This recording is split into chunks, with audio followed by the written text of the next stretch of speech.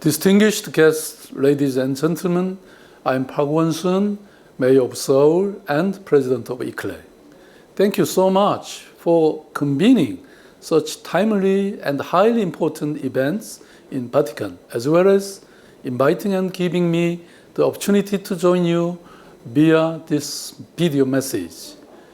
ICLEI fully supports the highly anticipated encyclical of Pope Francis, Laudato Si, in particular with reference to the importance of integral ecology and as well as the initiative of the pontifical academies to end abuse, exploitation, trafficking, and all forms of modern slavery. In April 2015, Seoul hosted ICLEI World Congress 2015, gathering around 2,000 mayors, delegations, and scholars from 1,200 cities and 87 nations around the world to make the strong case for the urgent need to establish governance for harmony between people and nature. The Seoul Declaration, which recognized the fact that the current wide-ranging crisis has brought us close to a point of no return and has the potential to nullify the social and economic progress achieved so far, posing a threat to the future existence of humankind on this planet. The Seoul Declaration also underlines that through innovative and transformative sustainable urban development, the urban world has the power to create positive impacts for the earth we depend on and care for, the people we serve, for the places we live in, and for the policies we implement to govern ourselves. During the ICLEI World Congress, we also convened a mayoral forum to scale up our ongoing efforts to expand the Compact of Mayors to complement global efforts to tackle climate change. I had the honor of joining the launch of the Compact of Mayors at the UN Climate Summit in September 2014, which is led by ICLEI, C40, and UCLG as global city networks, together with UN Special Envoy for Cities and Climate Change, UN SG Office, and UN Habitat. 35 cities, such as Paris and Montreal, declared their participation in the compact at the Mayoral Forum in Seoul. The Seoul Action Plan that urges the actual development and implementation of local greenhouse gas emission targets and plans is another achievement of the ICLEI World Congress 2015. In order for such efforts to make real progress, however, collaboration between local governments and civic groups and citizens is more important than any other. In clear recognition of this, Seoul has recently announced the Seoul Promise, our self-commitment to cut greenhouse gas emissions by 25% and by 30% from 25 levels by 2020. This promise, which is the result of long and close consultation and collaboration between the Seoul metropolitan government and citizens, covers 10 areas including energy, transport, resource recycling, water, ecology, urban agriculture, health, safety, disaster risk reduction, and urban planning. Let me also take this opportunity to share with you Seoul's flagship energy policy called One Least Nuclear Power Plant, a core element of the Seoul Promise. This policy was launched in May 2012 as part of Seoul's broader efforts to tackle climate change and overcome a possible energy crisis. The main target of this policy was saving 2 million TOE of energy, roughly the output of one nuclear power plant, by directly engaging citizens in energy saving, generation, and energy efficiency efforts.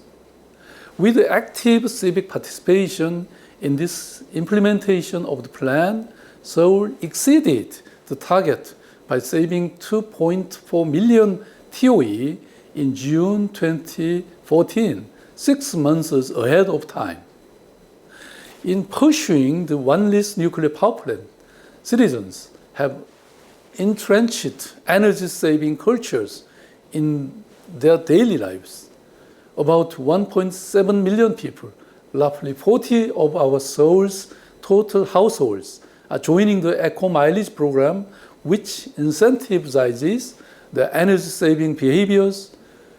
They collectively save an average of 450,000 TOE of energy every year.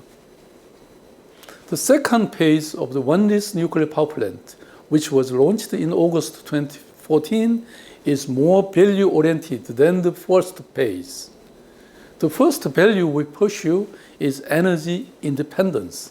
Seoul aims to become a safe and responsible city by ensuring reliable energy production, even in the case of failure in energy supply, and reducing its dependence on energy supplied outside the city. The second value is energy sharing. We are trying to make sure that all people have access to energy, so we are working to improve energy welfare in general. The other value is energy participation. As we did for the first phase of the one-list nuclear power plant, we were engaging citizens in our policy development and implementation. We want to establish civic-led governance. I strongly believe the need to ensure a strong synergy between the UN post-2015 summit in September in New York, the UN Paris Climate Change Conference in December in Paris, and the Habitat Third Conference in 2016 in Quito.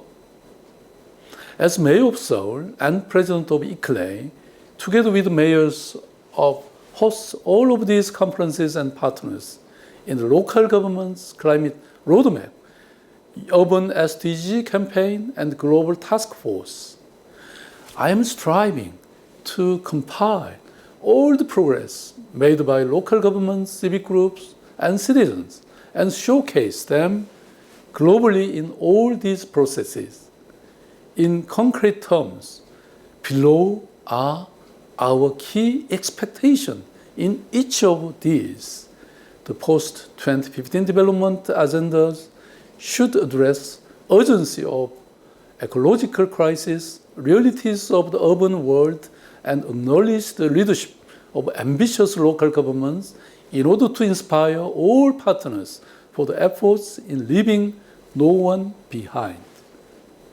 On the climate change front, we urge national governments to adopt an ambitious and inclusive Paris 2015 outcome with concrete recognition, engagement, and empowerment of local and supranational governments as governmental stakeholders. COP21 should also enhance vertical integration through effective multi-level governance where local commitments are incorporated in national contributions. And finally, COP21 should also enable local and supranational to strengthen their actions partnerships by demonstrating their progress at carbon climate registry and engaging actively in the transformative action program. On the way towards COP21, we also look forward to a strong collaboration on with Lima Paris Action agendas, thanks to the great leadership of the French government in their capacity as the incoming presidency, and Habitat the Third should exceed the level ambition and inclusiveness achieved 20 years ago. I strongly believe the inspiring and timely efforts of Pope Francis will enable us to implement these goals much easier. I also hope we take this opportunity to build stronger ties, to work closely together in the months and years to come to shape a sustainable urban future. Thank you very much.